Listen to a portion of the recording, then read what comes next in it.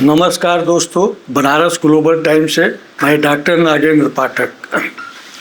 आज आर्थिकी कार्यक्रम में हम 15 अगस्त 2026 को लाल किले से पीएम नरेंद्र मोदी जी का जो भाषण हुआ था उसके आर्थिक पहलू क्या हैं। हमारे स्टूडियो में मौजूद हैं श्री M.K. पांडे जी, आपका स्वागत है।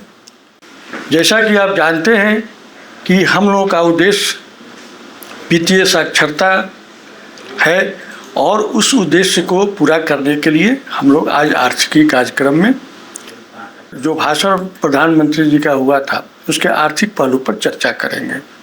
तो पांडे जी, 15 अगस्त 2026 को लाल किले से जो भाषण उन्होंने दिया था उसके आर्थिक पक्ष क्या है? धन्यवाद पाठक जी। बिल्कुल कंटेम्पररी और मोस्ट इम्पोर्टेंट टॉपिक को डिस्कशन के लिए लाने के लिए। यूं तो किसी भी राष्ट्र का प्रधानमंत्री, जो एक तरह से कहा जाए राष्ट्राध्यक्ष भी कह सकते हैं, मतलब फॉर प्रैक्टिकल पर्पसेस, उसकी हर बात बहुत सिग्निफिकेंट होती है और कोई भी बात यदि कही जाए क्रियान्वयन के लिए तो जहाँ कहीं भी किसी भी बात को क्रियान्वित करना है तो उसमें अर्थ की जरूरत पड़ती है। तो ऐसे तो देखा जाए पूरे 75 मिनट तक जो प्रधानमंत्री जी ने इस बार लगभग जो भाषण दिया, 75 मिनट में ज़्यादातर मतलब कुछ राजनीतिक बातों को छोड़ करके, कुछ सरकार की उपलब्धियों को छोड़ करके जो भविष्य के प्रगति की दिशा तय करने की जो बात थी उसमें हर बातों में आर्थिक पक्ष इन्वॉल्व है। तो हम लोग पूरे उनके 75 मिनट के भाषण के हर शब्द पर जहां अर्थ इन्वॉल्व है शायद एक एक करके चर्चा न कर पाए, लेकिन जो महत्वपूर्ण मुद्दे हैं उस पर जरूर चर्चा करेंगे और संभवतः उससे हमारे दर्शकों को, हमारे श्रोताओं को एक ये जानकारी, एक ओपिनियन, इन्फॉर्म्ड ओपिनियन बनाने में मदद मिलेगी। या भविष्य में फिर प्रधानमंत्री के भाषण हमेशा जो कि सोशल मीडिया पर, यूट्यूब वगैरह पर हमेशा उपलब्ध रहते हैं, ये कभी भी सुने जा सकते हैं। तो इस चर्चा के बाद फिर से उस यदि भाषण को सुना जाए तो शायद कुछ उसके आर्थिक इम्प्लीकेशन को, फाइनेंशियल इम्प्लीकेशन को बेहतर ढंग से समझने में सहायता मिलेगी। तो इस बैकड्रॉप में आते हुए मैं ये कहना चाहूँगा कि इस सरकार का एक बहुत ही ड्रीम, एक कह सकते हैं एस्पिरेशन है, एक लक्ष्य है कि भारत को जब स्वतंत्रता के 100 साल पूरे हों अर्थात 2047 में, तो भारत एक विकसित देश हो, डेवलप्ड इकोनॉमी हो, डेवलप्ड कंट्री हो।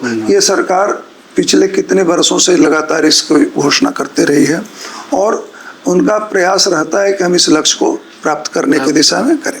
तो इस बार जो 15 अगस्त का जो उनका भाषण था जिसमें विकसित भारत, अब केवल एक वो उनका एस्पिरेशन, नैरेटिव एस्पिरेशन नहीं है कि केवल भाषण देने के लिए हम बोल रहे हैं, ये एस्पिरेशन नहीं है, बल्कि ऐसा लगता है जैसे कि नाइसली आर्टिकुलेटेड प्रोडक्शन,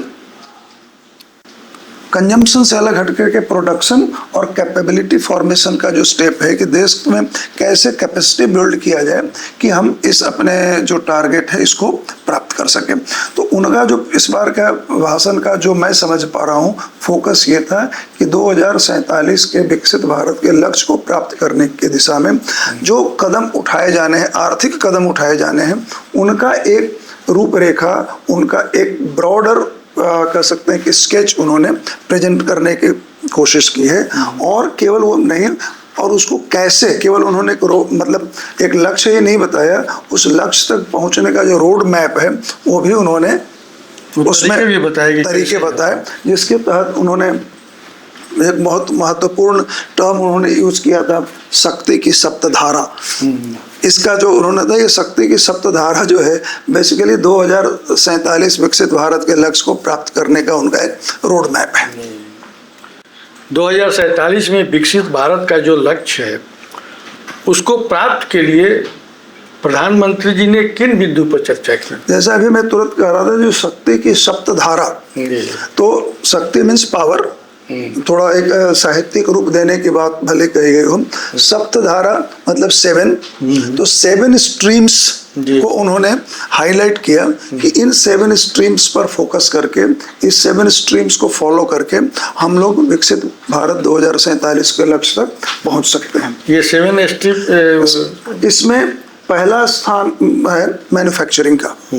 अब जो मैन्युफैक्चरिंग है तो एक्सपोर्ट कॉम्पिटिटिवनेस और creation of industrial job.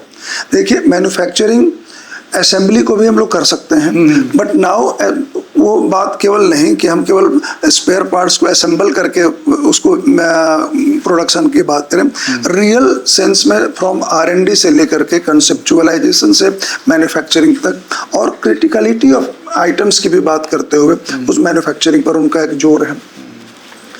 Agriculture के कंसेप्ट को बदलने की बात, एग्रीकल्चर केवल अब खेत में अनाज उपजाने तक का नहीं, एक एग्रीकल्चर वैल्यू चेन क्रिएशन की बात, ताकि वो कृषकों को, जो हमारे फार्मर्स हैं, जो आमतौर पर माना जा रहा है कि उनकी आर्थिक अवस्था अभी उतनी अच्छी नहीं हुई है, तो उनको एक एग्रीकल्चर का वैल्यू चेन क्रिएट करने की बात हो रही है, जिसमें प्रोडक्शन भी हो, जिसमें स्टोरेज भी हो, जिसमें प्रोसेसिंग भी हो, जिसमें ब्रांडिंग भी हो, जिसमें पैकेजिंग भी हो, जिसमें मार्केटिंग भी हो, जिसमें ट्रांसपोर्टेशन, तमाम एक कंप्लीट वैल्यू चेन एग्रीकल्चर के सेक्टर में क्रिएट करने के लिए एग्रीकल्चर को कहना है। टेक्नोलॉजी और इंडस्ट्री, जो अब टेक्नोलॉजी से अभिप्राय है कि जो हाईटेक प्रोडक्ट्स हैं वो हम बनाएं, केवल असेंबली वाले बात से नहीं, ताकि प्रोडक्टिविटी को हम ऐसा इंश्योर करें कि हमारा प्रोडक्टिविटी, हमारी टेक्नोलॉजी वर्ल्ड लेवल पर जो प्लेयर्स हैं उनके साथ compete कर सके। एक गति शक्ति यूज किया गया है, तो गति शक्ति से मेरा मतलब है कि जो लॉजिस्टिक्स है, जो ट्रांसपोर्टेशन है, वो ज़्यादा इफिशिएंट और कम समय में पूरा होने वाला हो। गति शक्ति का अभिप्राय है जिसके अंदर रोड्स हैं, रेलवेज हैं, पोर्ट्स हैं, जहाँ कहीं भी ज़रूरत हो, एयर कनेक्टिविटी है, ये कंप्लीट लॉजिस्टिक्स है। चूँकि गति शक्ति यदि इफिशिएंट है, हमारा कम्युनिकेशन ट्रांसपोर्टेशन इफिशिएंट है, तो इंडस्ट्रीज़ का कॉस्ट घट जाता है, कॉस्ट ऑफ प्रोडक्शन घट जाता है, उनका वर्किंग कैपिटल मैनेजमेंट आसान हो जाता है, रॉ मटेरियल जल्दी से उपलब्ध हो जाता है। एक उनका गति शक्ति का है। डिफेंस के मामले में सरकार का एक योग है कि हम डिफेंस के ट्रेडिशनली इम्पोर्टर हैं। डिफेंस इक्विपमेंट की जब बात आती थी तो इंडिया बेसिकली इम्पोर्टर था, लेकिन अब डिफेंस के केस में इधर जो हम लोग देख रहे हैं, सरकार को केवल इंपोर्ट सब्स्टिट्यूशन की बात नहीं हो रही कि हम अपने डिफेंस में इंपोर्ट को केवल सब्स्टिट्यूट करें, बल्कि हम कुछ ऐसा प्रोड्यूस करें जिसको कि हम एक्सपोर्ट कर सकें। तो डिफेंस में इंपोर्ट सब्स्टिट्यूशन के साथ साथ export oriented research, export oriented production की बात हो रही थी। ग्रीन और ब्लू एनर्जी का उन्होंने एक वर्ड यूज किया था। ग्रीन और ब्लू एनर्जी से अभिप्राय है कि जो क्लीन एनर्जी पर, जो डीकार्बनाइजेशन के लिए दुनिया प्रयासरत है, भारत के पास क्लीन ग्रीन एनर्जी उपलब्ध हो, एनर्जी सिक्योरिटी हो, एनर्जी में सेल्फ सफिशिएंसी हो, सेल्फ रिलायंस हो। ग्रीन एनर्जी क्या होता है? ग्रीन एनर्जी से अभिप्राय है जो कि नॉन पॉल्यूटिंग हो, जिसकी वजह से डीकार्बनाइजेशन वाला जो टारगेट है वो भी पूरा हो सके। जैसे हम लोग मान लिए कि थर्मल एनर्जी बनाते हैं, तो थर्मल पावर में कोयला जल रहा है तो कुछ कार्बन इमिट हो रहा है, तो लेकिन कुछ ऐसा, सोलर से जब हम लोग एनर्जी बनाते हैं तो कुछ कार्बन का एमिशन नहीं है। सिमिलरली जब न्यूक्लियर से एनर्जी बनाते हैं तो कोई कार्बन का एमिशन नहीं है। तो भारत का प्रयास, सरकार का प्रयास है कि एनर्जी ग्रीन एनर्जी की दिशा में भारत आत्मनिर्भर बने और तेजी से कदम बढ़ाए। कारण कि भारत सरकार का एक लक्ष्य है कि सन 2047 तक हम न्यूक्लियर पावर से 100 गीगावाट बिजली उत्पादन करने में समर्थ हो सके। मतलब सोलर और एनर्जी नहीं, केवल न्यूक्लियर का 100 गीगावाट का देश का टारगेट है। और सातवां और आखिरी लेकिन बहुत महत्वपूर्ण, वो सॉफ्ट पावर का है कि कंट्री का सॉफ्ट पावर डेवलप हो। सॉफ्ट पावर से मेरा मतलब इनका अभिप्राय है टूरिज्म से है, सर्विसेज से है। इस तरह से ये 7 जो पैरामीटर्स हैं, ये प्रधानमंत्री का बहुत ही प्रैक्टिकल सप्तधारा है जो 2047 तक पहुंचाने के लिए 7 स्ट्रीम्स यदि बैलेंस्ड वे में, कोहेसिव वे में आगे की ओर बढ़ेंगी तो ये माना जा सकता है कि 2047 का जो विकसित भारत का लक्ष्य है वो भारत प्राप्त करने की स्थिति में होगा। सब जो वो बता रहे हैं जो नीति है वो नीति कैसे काम करेगी? कैसे काम करेगी? अभी तो अपने पास 2047 तक पहुंचने के लिए लगभग 20 साल का समय बाकी है। तो अब हर सेक्टर को, मैन्युफैक्चरिंग को, जैसे जितने का भी इसमें नाम लिया गया, उस हर क्षेत्र में एक एक करके काम फिर फर्दर सेगमेंटाइज करके उसको प्रायोरिटाइज करके उस दिशा में काम करना होगा। इन सप्त धाराओं के अलावा भारत को इन सभी को प्राप्त करने के लिए भी कह सकते हैं। भारत प्रधानमंत्री जी ने एक दो बात कही थी कि विश्व स्तर के 5 जो सबसे बड़े बैंक हैं उसमें भारत का एक बैंक हो, फॉर्चून 500 कंपनीज जो डिक्लेयर होती हैं उसमें भारत की कंपनियां हों। तो ये सब तमाम चीज़ें जो हैं वो इन्हीं को प्राप्त करने के दिशा में वो स्ट्रक्चरल रिफॉर्म करना हो। बहुत सी चीज़ें ऐसी हैं जो फाइनेंस सेक्टर में या और भी प्रोडक्शन के क्षेत्र में जहाँ कहीं भी जो हर्डल्स हैं, जो हिकअप्स हैं, उनको हटाने के लिए जो स्ट्रक्चरल रिफॉर्म्स की दिशा में कदम बढ़ाने होंगे। जहाँ पर जो सपोज यदि श्रम कानून का में कुछ है उसमें उसको मॉडिफाई करना हो, जहाँ जहाँ भी जो इसमें हर्डल्स हैं, लाइसेंस राज हो, जैसे भी जो कहते हैं वो गैर आवश्यक जो कानून हैं, जो अनावश्यक हैं, जो हर्डल क्रिएट करते हैं, उन सबों को धीरे धीरे एलिमिनेट करना, ताकि ये जो चलने की रफ्तार है, विकास की रफ्तार पर बाधा बनाने वाले जो स्पीड ब्रेकर्स जितने भी हैं, उन स्पीड ब्रेकर्स को धीरे धीरे वीड आउट करना, उनको रास्ते से हटाना, ताकि अर्थव्यवस्था उस दिशा में चल सके जिस दिशा में देश को प्रधानमंत्री ले चलना चाहते हैं। और रादर प्रधानमंत्री क्यों, देश का हर एक 140 करोड़ आदमी चाहेगा कि भारत विकसित राष्ट्र बने, समृद्ध राष्ट्र बने, खुशहाल राष्ट्र बने। विश्व के 5 बड़े बैंकों में एक बैंक भारत का भी होना चाहिए, ऐसा प्रधानमंत्री जी का उद्देश्य है। तो ये कैसे संभव होगा, कैसे बनेगा? देखिए सर, एक बड़ा विस्तृत शब्द है, मतलब कॉन्सेप्ट है कि हम नापेंगे कैसे विश्व के बड़े बैंक या किसी भी जगह पर विश्व के, मान लें देश के ही मान लें, बड़ा को किस आधार पर मापे। एक हो सकता है कि उसका बैलेंस शीट साइज कितना बड़ा हो, एक हो सकता है एसेट की क्वालिटी किसकी कितनी अच्छी हो, तीसरा हो सकता है कि इसकी प्रॉफिटेबिलिटी कितनी अच्छी है, किसी का क्लाइंट बेस कितना ज़्यादा है, किसी का प्रोडक्ट का मतलब जो बास्केट है वो कितना ज़्यादा है।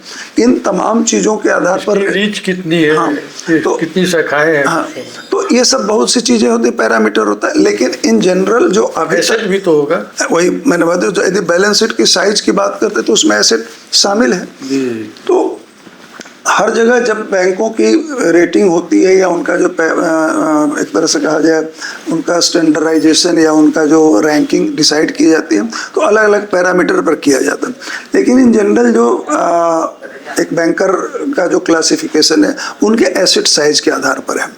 तो अभी आप देख लीजिए कि ऊपर के टॉप के जो 5 बैंक हैं उसमें से 4 बैंक चाइना के हैं और एक अमेरिका का है। ऊपर के 4 बैंक जो हैं वो चाइना के हैं और 5वां JP मॉर्गन जो है वो अमेरिका का है। अब यदि एसेट की साइज से बात करेंगे तो जरा ये मैं कहना चाहूँगा कि एसेट के साइज में देखेंगे तो जो सबसे बड़ा बैंक है ICBC जो चाइना का है, उसका साइज है 7.65 ट्रिलियन का, ठीक है। और जो 5वें नंबर पर JP मॉर्गन है उसका भी करीब $4.5 ट्रिलियन का। भारत में जो 3 सबसे महत्वपूर्ण मजबूत बैंक माने जाते हैं उसमें 2 प्राइवेट सेक्टर का है, एक HDFC और एक ICICI, और सरकारी बैंक में SBI। अब इनके यदि एसेट का साइज आप देखेंगे तो HDFC का साइज है 0.52 ट्रिलियन, बहुत कम है।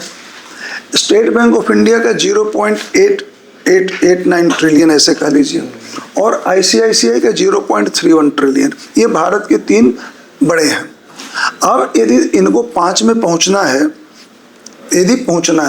तो यदि ऊपर के जो 5 बैंक हैं उनका विकास जहां पर है उतना ही पर रुक जाए, मतलब उनका आगे साइज न बढ़े, तो भी SBI को 5 गुना अपना साइज बढ़ाना होगा, तब जाकर के ये 5वें नंबर को वाले को compete कर पाएंगे। यदि JP मॉर्गन के साइज में कोई वृद्धि ना हो, आने वाले समय में एकदम स्टैग्नेंट हो जाए, तो भी SBI को अपने साइज को 5 गुना बढ़ाना होगा, तब जाकर के वो उसके बराबर पहुंचेंगे। अब 5 गुना बढ़ाने के लिए यदि एवरेज ग्रोथ का रेट मान के चल लीजिए कि 10% है, 12% है, कंपाउंड ईयरली कंपाउंड करते हुए, तो भी कम से कम 12-14 साल लगेंगे इनको 4.5 तक पहुंचने में। एक बहुत बेग कैलकुलेशन, मतलब रफ कैलकुलेशन में बता रहा हूं। ये भी ना बढ़े तो, लेकिन ऐसा तो है नहीं कि वो नहीं बढ़ेंगे। तो ये जो विश्व के 5 बड़े बैंकों में भारत के बैंक को पहुंचना है, तो नॉर्मल जो हमारा जो ऑर्गेनिक ग्रोथ है, उस ऑर्गेनिक ग्रोथ से थोड़ा मुश्किल लगता है। इसके लिए पूरी तरह से इनको स्ट्रक्चरल चेंज करना पड़ेगा, अपने प्रोसीजरल चेंज करना पड़ेगा, अपने अप्रोच में चेंज करना पड़ेगा, और उसके लिए सरकार को बहुत बड़ी भूमिका निभानी होगी। कैपिटल की जरूरत होगी, कैपिटल देना होगा। भारत के बैंक जब तक कोई विदेशी बैंकों का जाके एक्विजिशन न करें, तब तक नॉर्मल जो डोमेस्टिक जो हमारा अभी जो ट्रेडिशनल बैंकिंग हो रहा है, जिसको हम लोग ऑर्गेनिक ग्रोथ कहें, तो इस ऑर्गेनिक ग्रोथ से इस टारगेट को प्राप्त करना मुश्किल लग रहा है। असंभव तो कहना किसी भी चीज बहुत मुश्किल है, क्योंकि इनके साइज बढ़ेंगे तो दूसरे के भी साइज बढ़ेंगे, उनके साइज घटेंगे, जरूरी तो नहीं है। तो ऑर्गेनिक ग्रोथ से तो नहीं होने वाला है, तो बहुत एग्रेसिव ग्रोथ मतलब स्टेप्स उठाने होंगे, और उसमें मर्जर एक्विजिशन, खास करके ओवरसीज टेरिटरी में, ऐसे चीज़ों को मतलब अपने फाइनेंस का जो स्पेक्ट्रम है वो बढ़ाना पड़ेगा। स्मॉल हमारा जो अपने देश की अर्थव्यवस्था की जो ज़रूरत है, माइक्रो फाइनेंस से लेकर के बिग कॉरपोरेट फाइनेंस तक, मतलब जहाँ पर कि सब बड़े से बड़े इंडस्ट्री को फाइनेंस करने के लिए ग्लोबल लेवल पर कदम उठाने होंगे। तो इस तरह से जब बहुत एग्रेसिव कदम उठाएंगे, जिसके लिए जब भी अब एग्रेसिव कोई कदम उठाते हैं तो वो ज़्यादा रिस्क साथ में लेकर के आता है, तो उस संभावित रिस्क के अगेंस्ट अपने लिए हेज क्रिएट करते हुए भारतीय बैंकों को उस दिशा में आगे बढ़ना होगा, जिसमें कि मर्जर एक्विजिशन, खास करके ओवरसीज मार्केट में, और उन मार्केट में जहां पर अभी थोड़ा कंपटीशन कम है। यूरोप में जाकर के एक्वायर करना, अमेरिका में एक्वायर करना, जो डेवलप्ड इकोनॉमी है, शायद थोड़ा हो, लेकिन कुछ अभी भी ऐसे दुनिया के हिस्से हैं जहां पर यह मर्जर एक्विजिशन करना होगा, तब जाकर के थोड़ा ग्रोथ की संभावना बनती है।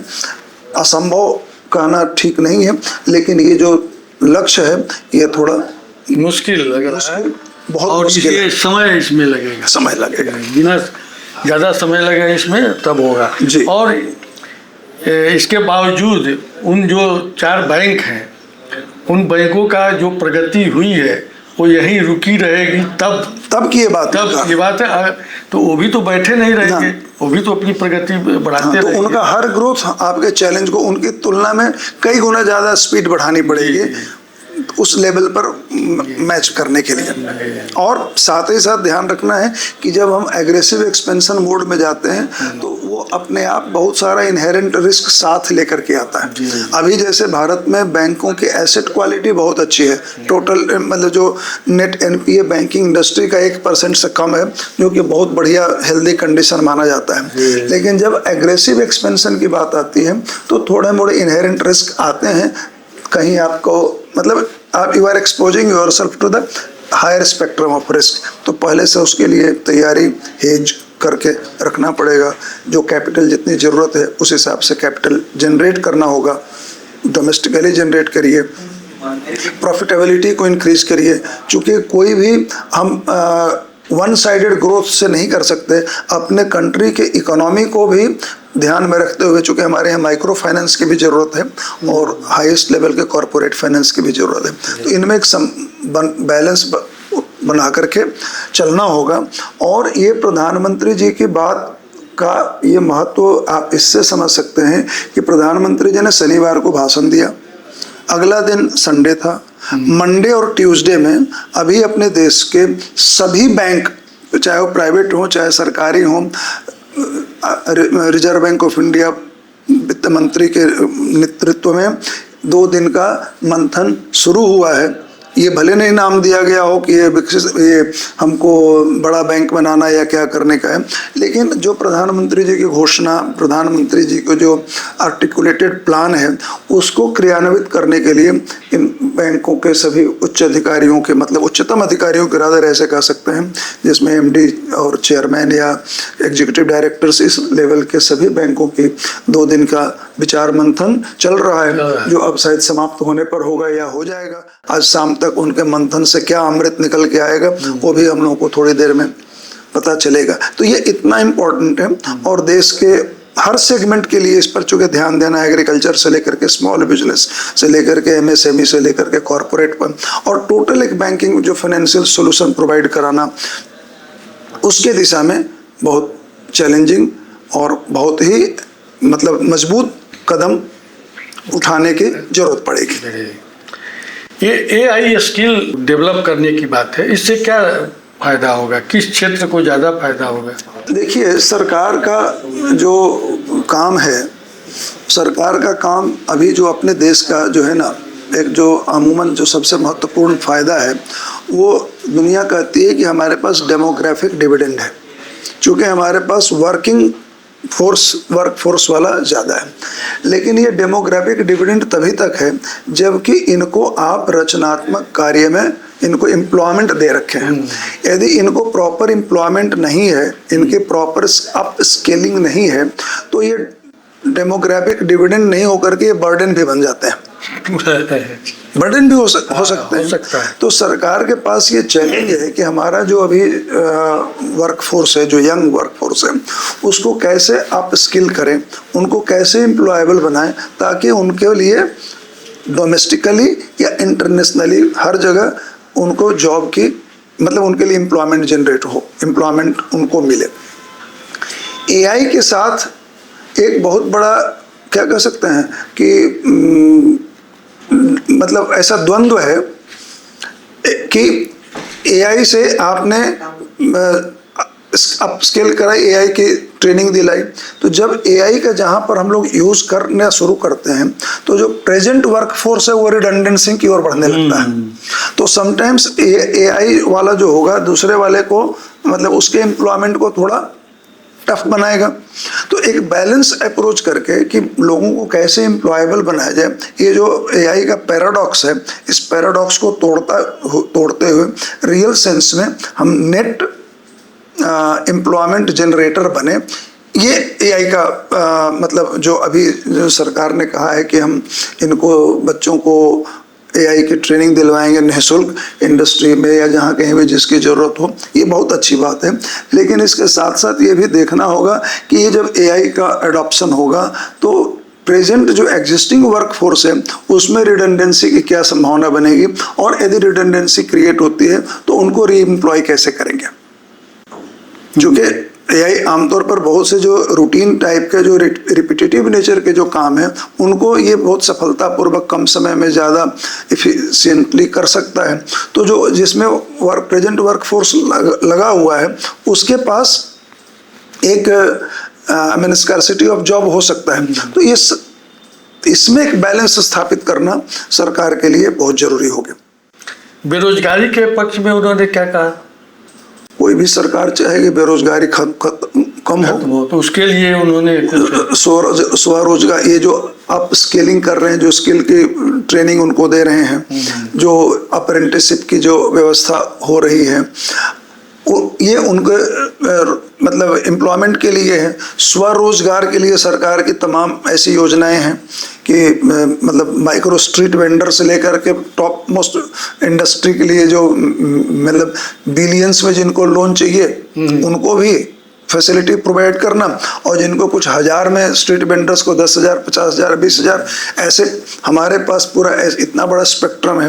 तो सरकार सभी स्कीम्स को एग्रेसिवली, एमएसएमई पर तो सरकार का बहुत ही जोर रहता है, और ये जो छोटे मोटे जो स्मॉल फाइनेंस वाले, जो जिनको स्मॉल लेवल पर माइक्रो फाइनेंस की जिनकी ज़रूरत है, चाहे बैंकों के द्वारा चाहे माइक्रो फाइनेंस कंपनीज के द्वारा, उनको भी धन मुहैया करना है ताकि वो स्वरोजगार जनरेट कर सकें। अल्टीमेटली एम्प्लॉयमेंट जनरेशन गवर्नमेंट का बहुत बड़ा एम्फेसिस है, और एम्प्लॉयमेंट में डजंट मीन केवल नौकरी, employment means employment, if you are producing मतलब able to generate income for yourself from your whatever occupation you have, that is your employment। तो सरकार की तो योजना और जोर शुरू से इस बात पर रही है कि देश में बेरोजगारी कम हो, चाहे वो नौकरी के सहारे चाहे स्वरोजगार के सहारे। एग्रीकल्चर सेक्टर के लिए भी उन्होंने कुछ कहा है। देखिए, एग्रीकल्चर में अभी तक ट्रेडिशनली अपने यहाँ एग्रीकल्चर का क्या स्वरूप है? एग्रीकल्चर का स्वरूप है कि किसान खेत में अनाज उपजाएगा, लेके मंडी में जाएगा और बेच के चला आएगा। अभी तक का स्वरूप यही है। लेकिन अभी जो सरकार का कहना है कि किसान को केवल खेत से मंडी के बीच में न रखा जाए, किसान के लिए एक एग्रीकल्चर वैल्यू चेन स्टैब्लिश हो, जिसमें प्रोडक्शन भी हो, जिसमें प्रोसेसिंग भी हो, जिसमें पैकेजिंग भी हो, जिसमें ब्रांडिंग भी हो, जिसमें लॉजिस्टिक्स भी हो, जिसमें स्टोरेज भी हो। ये कंप्लीट एक वैल्यू चेन क्रिएट हो, ताकि वो अपने प्रोड्यूस का जो maximum possible return agriculture sector से जो भी उसमें इन्वॉल्व लोग हैं उनको मिल सके। अभी तक स्टोरेज और लॉजिस्टिक्स के अभाव में, ट्रांसपोर्टेशन के अभाव में कई बार क्या होता है कि जो पेरिसेबल नेचर के जो प्रोड्यूस हैं उनको कई बार थ्रो अवे प्राइस में भी बेचना पड़ता है। लेकिन एक वैल्यू चेन स्टैब्लिश करने का ये मतलब हो गया कि अभी है तो उसको स्टोर करके रख सकते हैं, आगे के लिए हम फूड प्रोसेसिंग करेंगे, उसकी पैकेजिंग करेंगे, उसकी ब्रांडिंग करेंगे, उसको एक्सपोर्ट करेंगे, उसके लिए जो ग्लोबल मार्केट में जहाँ जिसकी ज़रूरत है वहाँ पर उसको पहुँचाया जा सके, ताकि एक बेहतर मार्केट मिलेगा। बेहतर मार्केट मिलेगा तो बेहतर रिटर्न मिलेगा, बेहतर रिटर्न मिलेगा तो किसानों के जो उसमें इन्वॉल्व लोग हैं उनको थोड़ा बेहतर लाइफ मिलेगा।